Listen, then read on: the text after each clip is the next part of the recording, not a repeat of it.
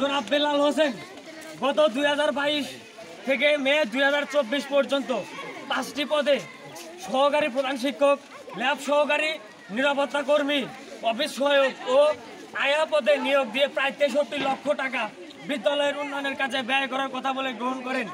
কিন্তু দুঃখের বিষয়, একটি টাকাও বিদ্যালয়ের উন্নয়নের কাজে ব্যয় না করে আত্মসাৎ করেছেন। বিদ্যালয়ের নামে 100 শতক পুকুরের মাটি বিক্রি সম্পূর্ণ টাকা বিদ্যালয়ের তহবিলে জমা না দিয়ে প্রধান শিক্ষক আত্মসাৎ করেন এবং 2021 সালের করোনাকালীন সময়ের এসএসসি ব্যাচের শিক্ষার্থীদের ফর্ম পূরণ ও কেন্দ্র ফির টাকা উচ্চ মাধ্যমিক শিক্ষা বোর্ড রাজশাহী কর্তৃক ফেরত প্রদানের নির্দেশ থাকলেও তা শিক্ষার্থীদের মাঝে ফেরত প্রদান না করে প্রধান শিক্ষক আত্মসাৎ করেন। গত 2023-24 অর্থ বছরে PBGSI কর্তৃক ফুলঝর উচ্চ বিদ্যালয় প্রায় 5 লক্ষ টাকা অনুদান প্রাপ্ত হন। তাহার আংশিক ব্যয় করে অবশিষ্ট টাকা প্রধান শিক্ষক আত্মসাৎ করেন এবং বিদ্যালয়ের শিক্ষার্থীদের আইডি কার্ড প্রদানের কথা বলে 2021-22 সালে শিক্ষকরা প্রতিটি শিক্ষার্থীর কাছ থেকে 150 টাকা করে নেয়। কিন্তু দুঃখের বিষয়, আমরা আজও সেই আইডি কার্ড পাইনি এবং এছাড়াও এর বাইরে আরও বিভিন্ন দুর্নীতি এবং অপকর্ম আছে। আজকে আমাদের বিদ্যালয় 72 লক্ষ টাকার মালিক, তারপরও আমাদের বিদ্যালয়ের ক্লাসরুমগুলো ভাঙা, বিদ্যালয়ের ক্লাসের ফ্যান নাই, ফ্যান ভেঙে ছাত্রদের মাথার উপর পড়ে, এরকম অনেক রেকর্ডও আছে।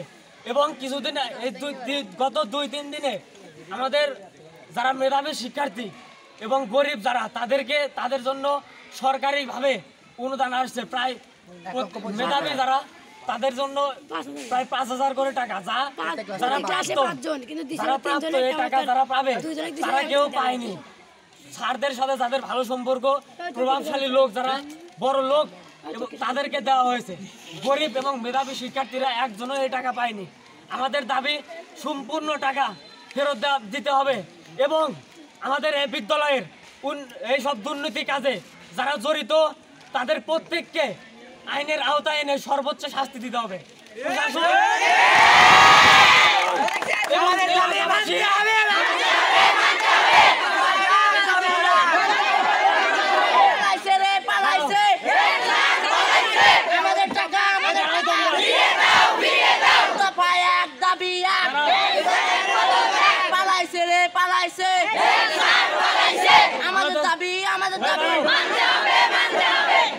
আমাদের দাবি বিদ্যালয়ের যত টাকা লুট করা হয়েছে সকল টাকা বিদ্যালয়ের ফান্ডে জমা দিতে হবে এবং এসব কাজে যারা জড়িত তাদেরকে আইনের আওতায় এনে সর্বোচ্চ শাস্তি প্রদান করতে হবে। সভাপতিকে পদত্যাগ করতে হবে। শিক্ষার্থীদের পছন্দ মতে শিক্ষার্থীরা যাকে ভালো মনে করে এবং ন্যায় সৎ তাকে সভাপতি হিসাবে নিয়োগ করতে হবে। স্কুলের সভাপতি পদত্যাগ করার পাশাপাশি প্রধান শিক্ষককে পদত্যাগ করতে হবে এবং আরও আছে ম্যানেজিং কমিটি। এই ম্যানেজিং কমিটিকে আমরা গত বছর দেখেছি এবং এবারও দেখেছি একজনও শিক্ষিত যোগ্যতাশীল ব্যক্তি না, তারা মূর্খ। আমরা দেখেছি লুঙ্গি পরে বেদবের মতো, পুরা বেদবের মতো স্কুলের ভিতরে প্রবেশ করে সিগারেট খাইতে আমাদের শিক্ষকরা যাদেরকে আমরা বাবা মায়ের সমতুল্য দেখি তাদেরকে হেনস্থ করা হয়েছে এবং আরো বিভিন্ন অকর্ম করা হয়েছে তাদেরকে। তাদের ছেলে মেয়ে যারা আছে, তাদের প্রতিবেশী, তাদের ভাই ভাতিজা নাতি পুতি যারা আছে তাদেরকে শুধু প্রাধান্য দেওয়া হয়েছে। স্কুলের যত সুযোগ সুবিধা শুধু তাদেরকে প্রদান করা হয়, অথচ যারা গরিব অসহায় তাদেরকে কোনো অনুদান দেওয়া হয় না। আপনারা খোঁজ নিয়ে দেখতে পারেন, যারা উপবৃত্তি পায় তাদের প্রত্যেকের বাড়িতে বিল্ডিং আছে, তাদের বাবা মা প্রতি মাসে মোটা অঙ্কের টাকা ইনকাম করে এবং তাদের বাড়িতে তাদের নিজস্ব জমি জমা সব কিছু, তাদের কোনো কিছুর অভাব নাই। যারা এইসবে প্রাপ্য, যাদের হক আসলে পাওনাদার, যারা গরিব মেধাবী তাদেরকে দেওয়া হয় না। যাদের লোক আছে শুধু তারাই সুযোগ সুবিধা পায় এবং শিক্ষকরাও এর ভিতর থেকে অনুদানের শিক্ষকরাও টাকা পয়সা সব লুটপাট করেছেন। তোমার নাম কি? আমার নাম মোহাম্মদ রায়হান।